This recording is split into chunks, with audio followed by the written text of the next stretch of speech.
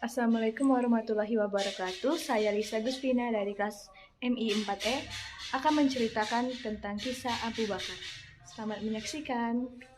Assalamualaikum. Waalaikumsalam. Jadi kakak mau menceritakan tentang Abu Bakar As-Siddiq.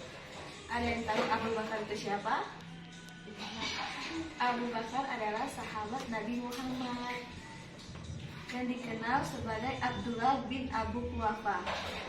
Abu Bakar As-Siddiq adalah salah satu pemeluk agama Islam yang pertama, salah satu sahabat Nabi dan khalifah pertama setelah meninggalnya Nabi Muhammad. Kedekatan dan kesetiaan kepada Nabi Muhammad merupakan salah satu hal yang sangat melekat pada diri Abu Bakar. Utamanya terlihat saat mendampingi Nabi Muhammad hijrah dari Mekah ke Madinah dan kepatuhannya dalam menerima keputusan Nabi dalam perjanjian Hudaybiyah. Abu Bakar juga menjadi khalifah pertama umat Islam yang menjadi awal dari kekhalifahan Rasyidin. Abu Bakar lahir di kota Mekah sekitar tahun 573 dari keluarga kaya dalam Bani Taif. Nama ayahnya adalah Utsman Abu Quhafa atau panggilannya Abu Quhafa, dan ibunya bernama Salma binti Sakat, panggilannya Ummul Khair.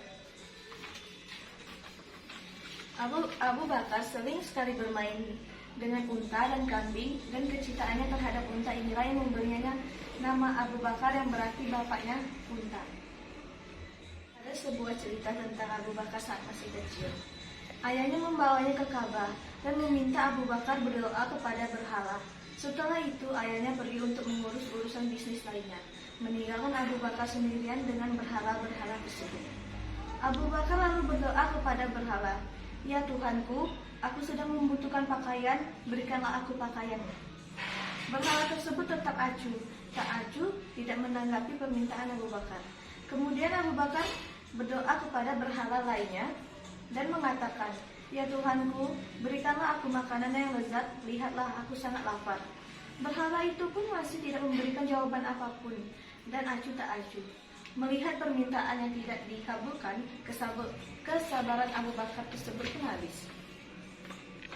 Lalu Abu Bakar mengangkat sebuah batu dan berkata kepada berhala tersebut, "Di sini saya sedang mengangkat batu dan akan mengarahkannya kepadamu.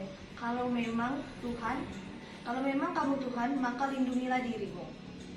Abu Bakar lalu melemparkan batu tersebut ke arah berhala dan meninggalkan Ka'bah. Setelah itu Abu Bakar tidak pernah lagi datang ke Ka'bah untuk menyembah berhala tersebut.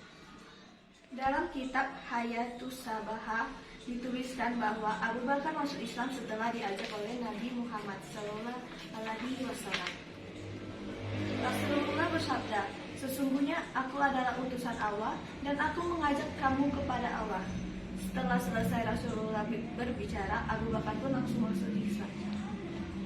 Setelah Abu Bakar masuk Islam, orang-orang pun banyak mengikutinya.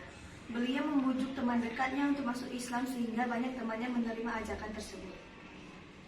Abu Bakar juga berperan dalam pelestarian teks-teks tertulis di dalam Al-Quran. Dikatakan bahwa setelah kemenangan yang sangat sulit saat melawan Musailamah al-Kadzdzab dalam perang Riddah atau juga dikenal dengan perang Yamamah, banyak para penghafal Al-Quran yang terbunuh dalam pertempuran. Umar lantas meminta Abu Bakar untuk mengumpulkan koleksi dari Al-Quran tersebut. Oleh sebuah tim yang diketahui diketuai oleh sahabat Zaid bin Thabit. Dikumpulkan lembaran Al-Quran dari para penghafal Al-Quran dan tulisan-tulisan yang terdapat pada media tulis seperti tulang, kulit, dan lainnya. Setelah lengkap penulisan ini, maka kemudian disimpan oleh Abu Bakar. Setelah Abu Bakar meninggal, maka disimpan oleh Umar bin Khattab dan kemudian disimpan oleh Hafsah, anak dari Umar dan juga istri dari Nabi Muhammad.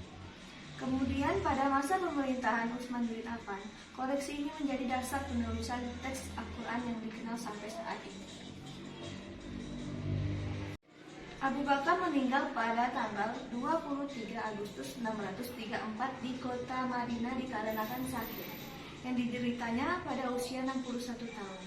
Abu Bakar dimakamkan di rumah putrinya Aisyah di dekat Masjid Nabawi di samping makam Nabi Muhammad. Nah, jadi itulah cerita tentang sahabat Nabi Abu Bakar As-Siddiq.